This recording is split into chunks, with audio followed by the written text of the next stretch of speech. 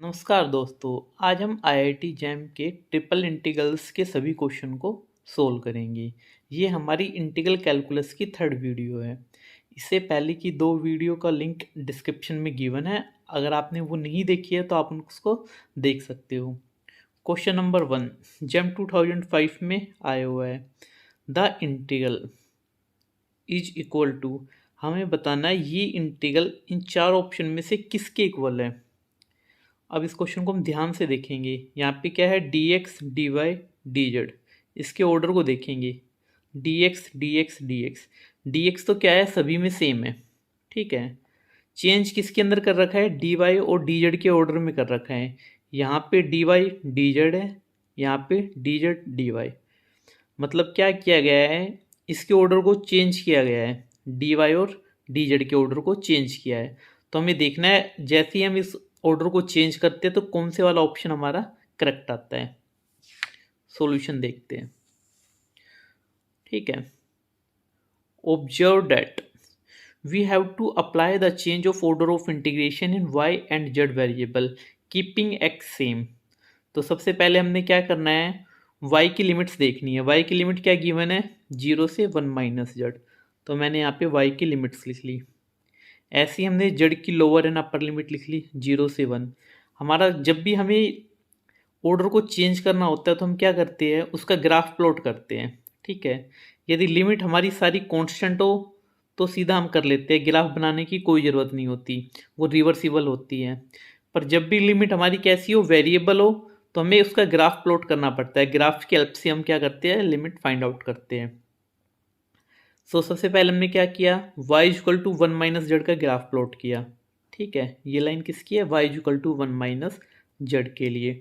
y equal to 0, ये line हमारी होगी y इक्वल टू 0 के लिए। z इक्वल टू 0 के लिए ये लाइन हो गई।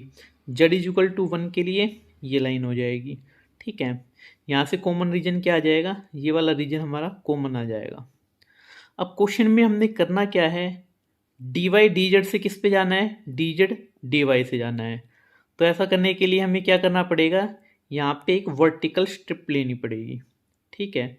यदि हमें यहाँ से यहाँ पे जाना पड़ता तो हॉरिजॉन्टल स्ट्रिप लेते। पर अब हमें क्या करना है, डी वाई डी जेड से कहाँ पे जाना है, डी जेड डी वाई पे जाना है। तो हमने यहाँ पे सिर्फ एक क्या लेनी है, वर्टिकल स्ट्रिप ले लेनी है। अब हमें यहाँ से केयरफुली ऑब्जर्व करना है, डी जेड, जेड की वैल्यू कहाँ से कहाँ तक वेरी कर रही है। जेड की लोअर लिमिट क्या आ गई, 0। अपर लिमिट इसको हम सोल्व करेंगे। यहाँ से जेड की वैल्यू क्या आ जाएगी, 1 माइनस वाई। तो जेड की लोअर लिमिट हमारे पास क्या आ गई, 0। अपर लिमिट हमारे पास आ गई 1 माइनस वाई। सेम इसी टाइप से वाई को हमें देखना है कि कहाँ से कहाँ तक वेरी कर रही है। वाई की लोअर लिमिट कितनी है, 0, और अपर लिमिट कितनी है, 1। तो यहाँ से वाई की लिमिट आ गई, ठीक है। इसका मतलब डी वाई डी जेड को जब हम चेंज करेंगे डी जेड डी वाई में तो हमारी लिमिट ये बन जाएगी, ठीक है। ये चेंज होके ये बन जाएगी। और यहाँ से हमारा ऑप्शन नंबर 1 फर्स्ट, ये ऑप्शन हमारा क्या आ जाएगा, करेक्ट हो जाएगा। क्वेश्चन नंबर 2 जैम 2011 का क्वेश्चन है। Let V be the region bounded by the plane, then the value of the integral. हमें इस इंटीग्रल की वैल्यू फाइंड आउट करनी है। सिंपली इस इंटीग्रल को क्या करना है, इंटीग्रेट करना है हमें। पर प्रॉब्लम यहाँ पे क्या है, हमें फाइंड आउट करनी है एक्स वाई और जेड की लिमिट ऑफ इंटीग्रेशन क्या होगी, ठीक है। एक्स की तो गिवन है, लोअर लिमिट 0 अपर 2, 0 से 2। एक्स के केस में कोई प्रॉब्लम नहीं है। वाई और जेड के केस में प्रॉब्लम है, क्यों, क्योंकि वाई की लोअर लिमिट हमें पता है, जेड की लोअर लिमिट पता है, अपर लिमिट नहीं गिवन, ठीक है। तो अपर लिमिट हम इस इक्वेशन की हेल्प से फाइंड आउट करेंगे। कैसे करेंगे देखते हैं। y प्लस जेड किसके इक्वल है, 1 के इक्वल। यहाँ से z की वैल्यू क्या आ गई, 1 माइनस वाई। तो हमारा z कहाँ से कहाँ वेरी कर रहा है, 0 से 1 माइनस वाई तक, ठीक है। अब हमें किसकी निकालनी है, y की लोअर लिमिट तो 0 गिवन है। अपर लिमिट के लिए हम क्या करते हैं, जिस वेरिएबल को हम पहले निकाल चुके हैं, जैसे हम जेड की वैल्यू हम पहले फाइंड आउट कर चुके हैं ना, तो इक्वेशन में जेड की वैल्यू यहाँ पे क्या पुट कर देंगे, 0। तो यहाँ से इसकी अपर लिमिट क्या आ गई, 1। तो y की लिमिट क्या आ जाएगी, 0 से 1। अब इस इंटीग्रेशन को हम सिंपली क्या कर सकते हैं, सोल्व कर सकते हैं। हमारे पास x की लिमिट आ गई, z की लिमिट आ गई, y की लिमिट आ गई। हमने क्या करना है, इस इंटीग्रेशन को सोल्व करना है। हम इस इंटीग्रेशन को सिंपली सोल्व कर सकते हैं, कोई प्रॉब्लम नहीं आएगी किसी को। 1/3 इसका आंसर आ जाएगा। ऑप्शन नंबर डी इसका क्या आएगा, करेक्ट। नंबर थर्ड, जैम 2012 में पूछा गया सबसे इजी क्वेश्चन है ये। The value of this integration, हमें इस इंटीग्रेशन की वैल्यू फाइंड आउट करनी है। सिंपली एक्स की लिमिट गिवन है, वाई की गिवन है, जेड की गिवन है। इस ट्रिपल इंटीग्रल को हम आराम से सोल्व कर सकते हैं। सबसे पहले हम इसका क्या करेंगे, एक्स के रिस्पेक्ट में इंटीग्रेशन करेंगे, लिमिट ऑपरेट कर देंगे। उसके बाद वाई के रिस्पेक्ट में करेंगे, ठीक है, लिमिट ऑपरेट कर देंगे। उसके बाद हम क्या करेंगे, जेड के रिस्पेक्ट में करेंगे, लिमिट ऑपरेट कर देंगे। यहाँ से हमारे पास 1/90 आंसर आ जाएगा।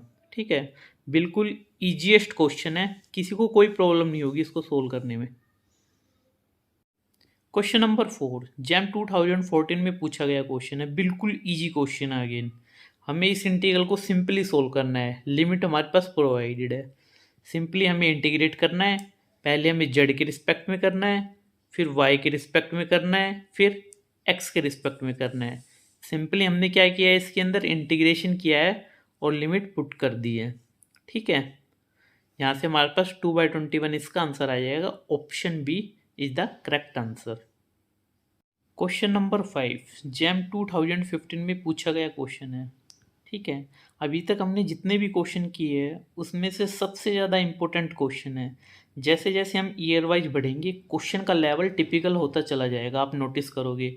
अभी तक सारे क्वेश्चन बिल्कुल सिंपल थे, पर ये क्वेश्चन उतना सिंपल नहीं है, काफ़ी इंटरेस्टिंग क्वेश्चन है। The volume of the portion of the solid cylinder bounded above by the surface and bounded below by the X Y plane each. ठीक है, हमें इस क्वेश्चन को सोल्व करना है। क्या करना है, वॉल्यूम निकालनी है। कौन से पोर्शन से, सॉलिड सिलेंडर से, bounded above by the surface this and below by the X Y plane. अब इस प्रॉब्लम को सोल्व करने के लिए हमारे पास फॉर्मूला होता है। वॉल्यूम क्या बनती है, integration X square plus Y square D Y D X. अब बात आती है फॉर्मूला बना कैसे। ठीक है, आप इसको डायरेक्ट याद रख सकते हो, जब भी आपको इस टाइप की स्ट्रक्चर मिलेगी तो डायरेक्ट फॉर्मूला वॉल्यूम निकालने का ये बनता है। अब बात आती है ये फॉर्मूला बना कैसे, वो हम देखते हैं। ठीक है, इसका थोड़ा सा ट्रीटमेंट करते हैं हम इस क्वेश्चन का।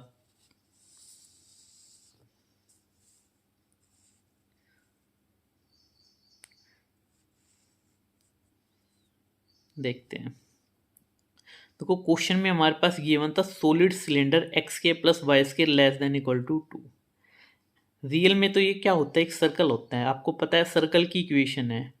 पर यहाँ पे देखो जेड पे कोई रिस्ट्रिक्शन नहीं है।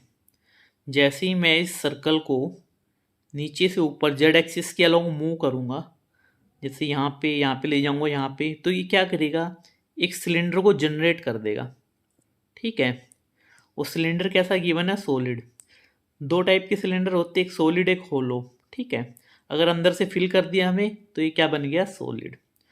उसके बाद सेकंड हमें क्या गिवन था, लोअर इसकी बाउंड किससे दे रखी है, एक्स वाई प्लेन से। ठीक है, कहाँ से दे रखी है, एक्स वाई प्लेन से।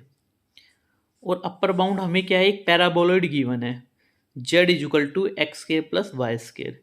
ये हमारी एक पैराबोलॉइड की इक्वेशन होती है। पैराबोलॉइड के अंदर भी क्या होता है, देखो एक होता है पैराबोला, एक होता है पैराबोलॉइड। यदि हम उसे अंदर से फिल कर देंगे 3D के अंदर तो वो क्या बन जाएगा, पैराबोलॉइड। ये हमारी किसकी ग्राफ बन गया, Z is equal to X square plus Y square का। जब मैं इस देखो ये सारी चीज़ें 3D के अंदर चल रही है। ठीक है, अब जैसे इसकी मैं अपर वाला इसके अंदर से एरिया निकालूंगा, कॉमन एरिया अपर और लोअर के बीच में, तो देखो यहाँ पे ये वाला पैराबोलॉइड इसको यहाँ पे कट करेगा। ठीक है, तो यहाँ से हमारे पास ये हमारा रीजन कॉमन आ जाएगा। ठीक है, क्योंकि लोअर बाउंड क्या है, X Y plane, upper bound क्या है, पैराबोलॉइड। ठीक है, तो ये हमारे पास कॉमन रीजन आ गया जो हमें फाइंड आउट करना है। अब आपको पता है वॉल्यूम निकालने का क्या फॉर्मूला होता है, वॉल्यूम निकालने का फॉर्मूला होता है हमारा ये D Z D Y D X. ठीक है, इसका हम इंटीग्रेशन कर देते हैं। अब हमने यहाँ पे डी जेड को पहले क्यों लिया है, नॉर्मली हम क्या रखते हैं, D X D Y D Z, क्योंकि यहाँ पे जो जेड वाला है इसकी प्रोजेक्शन किसके ऊपर जा रही है, एक्स वाई प्लेन पे जा रही है।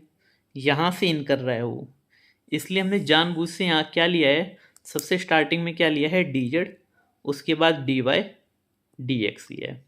ठीक है, अब हमारे पास जेड की लिमिट क्या गिवन है भाई, ये कहाँ तक जाएगा, जीरो से जेड तक, और जेड इज इक्वल टू हमारे पास क्या है, X square plus Y square, paraboloid. ठीक है, तो यहाँ पे मैंने जेड ना लिख के क्या लिख दिया, X square plus Y square. और ये वाला हमारा क्या रीजन बचेगा, ये हमारे पास डी वाई डी एक्स में X square plus Y square less than equal to 2। ठीक है, ये बच जाएगा हमारे पास, ये हमारा रीजन हो गया आर। इस इंटीग्रेशन को मैंने सोल्व किया तो ये बन गया। अब ये वही फॉर्मूला है जो मैंने अभी पहले डिस्कस किया था, हमने इस फॉर्मूले का डेरिवेशन सीख लिया है कि डेरिवेशन कैसे किया है। क्वेश्चन नंबर 6 जैम 2018 का क्वेश्चन है, if the triple integral over the region bounded by the plane is given by this, then the function lambda X minus mu X Y is. ठीक है, इस क्वेश्चन में हमें इस इंटीग्रेशन को solve नहीं करना, सिंपली क्या करना है, इसकी लिमिट फाइंड आउट करनी है। किस किस की लिमिट फाइंड आउट करनी है, जेड और वाई की, और यहाँ से हमें म्यू और लैम्डा को फाइंड आउट कर लेना है, उन दोनों का डिफरेंस बताना है किसके इक्वल आएगा। ठीक है, अब देखो X Y Z, lower limit तो क्लियर है, तीनों की क्या आएगी, 0 0 0। अब अपर लिमिट के लिए देखते हैं, सबसे पहले जेड वाले केस में लोअर लिमिट हमारे पास क्या है, 0। अपर लिमिट के लिए हम क्या करेंगे, इस इक्वेशन का यूज करेंगे। यहाँ से जेड की वैल्यू फाइंड आउट करी, क्या आ गया, 4 माइनस 2x माइनस वाई। ठीक है, अब हमें क्या करना है, y की अपर लिमिट निकालनी है। जब भी हमें, पहले भी मैंने बताया था, y की निकालनी है, जेड की हम निकाल चुके हैं, जिसकी निकाल चुके हैं उस वेरिएबल को हम जीरो पुट कर देते हैं। जैसे यहाँ पे जेड की निकाल चुके हैं तो जेड की जगह हम यहाँ पे क्या रख देंगे, जीरो। तो यहाँ से y की अपर लिमिट क्या आ जाएगी, 4 माइनस 2x। इसी टाइप से हमें क्या करना है, x की निकालनी है। जैसे ही हम x की निकालेंगे तो y और z को पुट करेंगे जीरो, यहाँ से x की लिमिट क्या आ जाएगी, 2। तो यहाँ से x की लिमिट क्या आ जाएगी, 2। अब हमारे पास x और y और z तीनों की हमारे पास अपर लिमिट आ गई है। हमें क्या चाहिए, z की अपर लिमिट और y की अपर लिमिट, इन दोनों का डिफरेंस चाहिए। ठीक है, तो यहाँ से हमारे पास कंपेयर किया मैंने, लैम्डा एक्स की वैल्यू क्या आ गई, 4 minus 2x, mu X Y की वैल्यू क्या आ गई, 4 माइनस 2x माइनस वाई। ठीक है, दोनों का डिफरेंस चाहिए था, लैम्डा माइनस म्यू, हमने यहाँ से फाइंड आउट कर लिया y। Option number D is the correct answer. Question number 7 बहुत अच्छा क्वेश्चन पूछा गया था ये जैम 2018 में। Consider the region D in the YZ plane bounded by the line this and the curve this where y greater than equal to 0. If the region D is revolved around the z axis in R cube, then the volume of the resultant solid. अब इस question को कैसे करना है, इस type की जब भी आपको क्वेश्चन मिले उसकी स्टेटमेंट को अच्छे से समझना है, वो क्या बोलना चाह रहा है।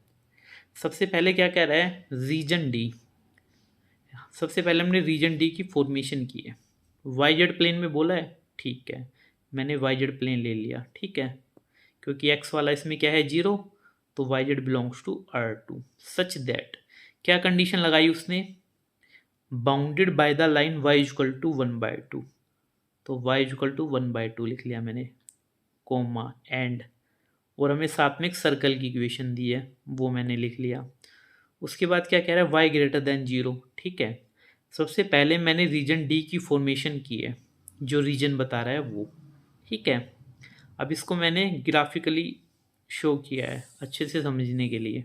ठीक है, ये रीजन हमारे पास क्या बनेगा, देखो क्या कह रहा है, y इक्वल टू 1/2, तो मैंने एक लाइन ड्रॉ कर दी, y इक्वल टू 1/2। उसके बाद है सर्कल। ठीक है, वाई जेड प्लेन है हमारा, तो ये हमारा क्या बन गया, एक सर्कल बना लिया मैंने। ठीक है, यूनिट रेडियस का। अब यहाँ पे क्या गिवन है, y greater than equal to 0, कह रहा है जो भी रीजन आएगा ना कॉमन, वो कौन सा लेना है, 0 से बड़े वाला। तो इसका मतलब ये हमारा रीजन क्या आ गया, कॉमन आ गया। ठीक है, ये रीजन। अब देखते हैं क्वेश्चन में आगे क्या पूछा गया है। क्वेश्चन में कह रहा है कि if the region D is revolve about the Z axis in R cube, then the volume of the resultant solid. देखो इसने क्या बोला है, जो आपका ये एरिया आया है इसको मैंने जेड एक्सिस के अराउंड रिवॉल्व किया है। ठीक है, जैसे आप इसको रिवोल्व करोगे, ठीक है, तो यहाँ पे एक होलो सिलेंडर बन जाएगा। सपोज करो आप इसको ऐसे रोटेट कर रहे हो ना, ऐसे आप रोटेट कर रहे हो, तो ये वाला रीजन तो खाली है, इसको रोटेट करोगे तो इसकी रिफ्लेक्शन इमेज यहाँ पे आ रही है, तो यहाँ से यहाँ तक का एरिया हमेशा क्या रहेगा, खाली रहेगा आपके पास, तो ये वाला रीजन और आ जाएगा। तो आपको इस क्वेश्चन में क्या करना है, इस सॉलिड रीजन को फाइंड आउट करना है, इसका एरिया फाइंड आउट करना है, ठीक है। इसको करने के लिए हम क्या करेंगे, सबसे पहले ये पॉइंट्स निकालेंगे, points of intersection. Next step में हमने क्या किया, पॉइंट ऑफ इंटरसेक्शन निकाल लिए, ठीक है। ये हमारे पास क्या आ गया, 1/2 कोमा प्लस माइनस √3/2, इसको सोल्व करके ये हमने पॉइंट्स निकाल लिए। Volume by revolving the region around Z axis, ठीक है। इसको निकालने का हमारे पास एक फॉर्मूला होता है सिंपल सा, क्या फॉर्मूला होता है, volume is equal to pi integration outer radius का स्क्वायर माइनस इनर रेडियस का स्क्वायर इनटू डी जेड, जिसके अलोंग हम इंटीग्रेशन कर रहे हैं। यहाँ पे जेड एक्सिस के अलोंग है, इसलिए यहाँ पे डी जेड लिखा है। अब आउटर रेडियस कौन सी है, इनर रेडियस कौन सी है, ठीक है। अब इसमें आप साफ साफ दिख रहा है आउटर रेडियस हमारी कौन सी जा रही है, वाई, ये हमारी क्या है, outer radius complete. Inner radius हमारी कितनी है, 1/2 तक, 0 से 1/2। तो हमने क्या करना है, यहाँ पे आउटर रेडियस हमारी वाई थी, इनर रेडियस 1/2। अब यहाँ पे डी जेड है, तो वाई को हम जेड में कन्वर्ट कर सकते हैं यहाँ से, क्योंकि हमें पता है Y square plus Z square 1 है। तो इसकी हेल्प से हमने क्या किया, वाई स्केयर को जेड स्केयर में कन्वर्ट कर लिया और सिंपली इस इंटीग्रेशन को सोल्व किया। तो हमारा √3/2 पाई आंसर आ गया, ठीक है। इम्पोर्टेंट क्वेश्चन है, इसको अच्छे से समझना है, ठीक है। अगर आपको ये समझ नहीं आया तो वीडियो को दोबारा देखो, फिर भी आपको कोई डाउट है इस क्वेश्चन में आप कमेंट्स कर सकते हो। N80 numerical answer type question, jam 2017 में पूछा गया है, ठीक है। 18 से 22 के बीच में एक भी क्वेश्चन MCQ टाइप का नहीं पूछा गया है, ठीक है, जैम में। For a real number x define be the smallest integer greater than और इक्वल टू x, देन हमें इस इंटीग्रेशन की वैल्यू फाइंड आउट करनी है। बिल्कुल सिंपल क्वेश्चन है, बस आपको पता होना चाहिए इसका मतलब क्या है। ये हमारा क्या है, स्मॉलेस्ट इंटीजर फंक्शन। एक होता है ग्रेटेस्ट इंटीजर फंक्शन, एक होता है smallest integer function. Greatest integer में हम इस ब्रैकेट को कंप्लीट ले लेते हैं, स्मॉलेस्ट में हाफ ले लेते हैं, ठीक है। अब किस टाइप से ऑपरेट होता है देखते हैं हम, ठीक है। 0 से 1, जब भी x की वैल्यू 0 और 1 से बीच में रहेगी तो जो हमारा स्मॉलेस्ट इंटीजर फंक्शन है वो किसकी तरफ भागेगा, 1 की तरफ। इसको हम बोलते हैं सीलिंग फंक्शन भी बोलते हैं, ठीक है। ग्रेटेस्ट इंटीजर फंक्शन को हम बोलते हैं फ्लोर फंक्शन, इसको बोलते हैं सीलिंग फंक्शन। ये हमेशा ऊपर की तरफ भागता है, ठीक है। 0 से 1 में, ठीक, 1 आ गया। अगर यहाँ पे मैं ग्रेटेस्ट इंटीजर फंक्शन लेता, जिसको मैं फ्लोर फंक्शन भी कहता हूँ, वो फ्लोर मतलब नीचे की तरफ भागता है, ये ऊपर की तरफ भागता है। क्लियर है। यहाँ से हमने x y z तीनों की वैल्यू निकाल ली, 1 1 1, इसमें पुट कर दी, इस इंटीग्रेशन को सिंपली सोल्व कर लिया, यहाँ से हमारे पास 3 आंसर आ गया, ठीक है। Next question, question number 9, JAM 2018 में पूछा गया, if the volume of the solid in RQ bounded by the surface this, then आपको क्या करना है, सिंपली इसको इंटीग्रेट करना है। वॉल्यूम निकालनी है, मतलब triple integral dz dy dx। अब डी जेड की लिमिट हम कैसे फाइंड आउट करेंगे, जेड की लिमिट हम यहाँ से फाइंड आउट कर लेंगे, लोअर लिमिट, अपर लिमिट हमें गिवन है ये, ठीक है। इसी टाइप से वाई की लोअर लिमिट हमारे पास -1 है, अपर लिमिट 1 है। ऐसे ही एक्स की लोअर लिमिट -1 है, अपर लिमिट क्या है, 1 है, ठीक है। तीनों हमने ऑपरेट कर दी और इसको क्या किया, सोल्व किया। सबसे पहले जेड के रिस्पेक्ट में इसका इंटीग्रेशन किया, अपर लिमिट और लोअर लिमिट लगाई, ठीक है। उसके बाद ही हमारा इंटीग्रल इस फॉर्म का आ गया, इसको हम सिंपली सोल्व कर सकते हैं, हमारा 8 आ गया। अब देखो इसको, या तो यदि हमें +2 वाले फॉर्मूले डायरेक्ट याद है, a² - x², a² - x² under root के अंदर, उसका एक डायरेक्ट फॉर्मूला होता है। यदि आपको वो याद है तो डायरेक्ट अप्लाई कर सकते हो, यदि बाई चांस आपको याद नहीं है तो आप तब भी आप इस क्वेश्चन को सोल्व कर सकते हो। कैसे करोगे, देखते हैं इस क्वेश्चन को। y के रिस्पेक्ट में करना है, x के रिस्पेक्ट में करना है। अब आपको पता है लिमिट कैसी है, कांस्टेंट है, तो हम इनको इंटरचेंज कर सकते हैं। तो पहले x के रिस्पेक्ट में कर लो, चाहे y के रिस्पेक्ट में कर लो, एक ही बात है। तो यहाँ मैंने पहले x के रिस्पेक्ट में कर लिया, तो यहाँ से क्या आ गया, upper limit minus lower limit वाला कॉन्सेप्ट लग जाएगा। तो यहाँ पे क्या बन जाएगा, 2 आ जाएगा। ठीक है, वो -1 से 1 है, अंदर इवन फंक्शन है, एक 2 यहाँ से आ जाएगा, तो यहाँ पे क्या बन जाएगा 4। लिमिट हमारी हो जाएगी 0 से 1। अब देखो इसको, इस इंटीग्रल को हम सोल्व कैसे करेंगे। फॉर्मूला याद है तो हम डायरेक्ट अप्लाई कर देंगे। यदि फॉर्मूला याद नहीं है तो बाय सब्स्टिट्यूशन हम इसको सोल्व करेंगे। y को हम क्या पुट करेंगे, √2 sin थीटा। ये हमने क्यों पुट किया है, ताकि यहाँ पे 1 माइनस साइन स्क्वायर वाली फॉर्म बन जाए, साइन कोस में ब्रेक हो जाए। तो ये हमने पुट किया और इस इंटीग्रेशन को सिंपली सोल्व किया है। अभी कुछ नया नहीं है, +2 वाले फॉर्मूले है ट्रिग्नोमेट्रिक के, उससे हमने सोल्व कर लिया। यहाँ से हमारे पास अल्फ़ा माइनस पाई की वैल्यू ये बन जाएगी। ठीक है, 6 माइनस पाई। अब ये अल्फ़ा माइनस पाई क्या था, स्टेटमेंट में देखते हैं। ठीक है, अल्फ़ा माइनस पाई हमारा क्या था, वॉल्यूम इंटीग्रल v। ये v की वैल्यू है अल्फ़ा माइनस पाई, मतलब जो भी इंटीग्रेशन को सोल्व करने के बाद आया है उसका मतलब क्या है, v माइनस पाई है। ठीक है, तो यहाँ पे हमारे पास अल्फ़ा माइनस पाई, ये हमारा वॉल्यूम इंटीग्रल की वैल्यू थी, ये हमने निकाली सोल्व करी, ये यहाँ से आ गई 6 माइनस पाई। पाई से pi cancel, alpha equal to 6 हमारा क्या है, आंसर आ गया। ठीक है, ये हमारी ट्रिपल इंटीग्रल टाइप के क्वेश्चन का लास्ट क्वेश्चन है और ये MSQ टाइप का है, मल्टीपल सेलेक्ट क्वेश्चन है। इसमें एक से ज़्यादा ऑप्शन भी करेक्ट हो सकते हैं। ठीक है, the volume of the solid, आपको क्या करना है, सॉलिड की वॉल्यूम का फॉर्मूला बताना है, इनमें से कौन सा बनेगा। ठीक है, देखते हैं कैसे हम इसको सोल्व करेंगे। अब यहाँ पे x की लिमिट गिवन है, y की गिवन है, z की गिवन है। यहाँ पे dz dy dx, यहाँ पे dy dz dx है। तो इसमें क्या करना पड़ेगा, कन्वर्ट कर करके देखना पड़ेगा इनमें से कौन सा ऑप्शन ठीक है, कौन सा ऑप्शन गलत है।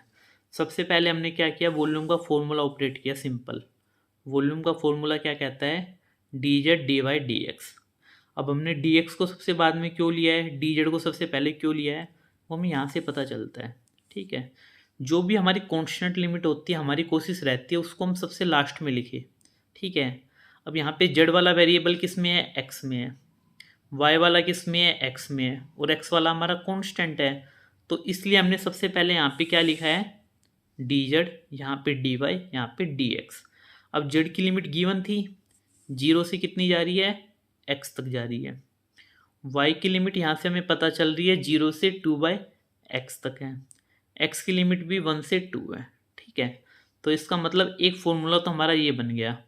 ऑप्शन नंबर ए हमसे यही कह रहा है, तो यहाँ से option number A is the correct. ठीक है, इसके बाद हमने क्या करना है, इंटरचेंज कर करके देखना है, बारी बारी करके। सेकंड स्टेप में हमने क्या किया है, dz और dy को इंटरचेंज किया है। ठीक है, यहाँ पे dy लिख दिया, यहाँ पे dz लिख दिया। अब हम सबसे पहले y को ले रहे हैं। ठीक है, अब y की लिमिट निकालने के लिए हमें यहाँ देखना है। ठीक है, अब y की लोवेस्ट लिमिट हमारे पास क्या आ रही है, 0। तो लोअर लिमिट में तो कोई दिक्कत नहीं है, y की लोअर वैल्यू हमारे पास कितनी आ जाएगी, 0। और y की अपर लिमिट यहाँ से देखेंगे तो 2/x, तो अपर लिमिट में भी हमारे पास कोई दिक्कत नहीं है। तो यहाँ से y की हमारे पास लिमिट क्या बन जाएगी, 0 से 2/x।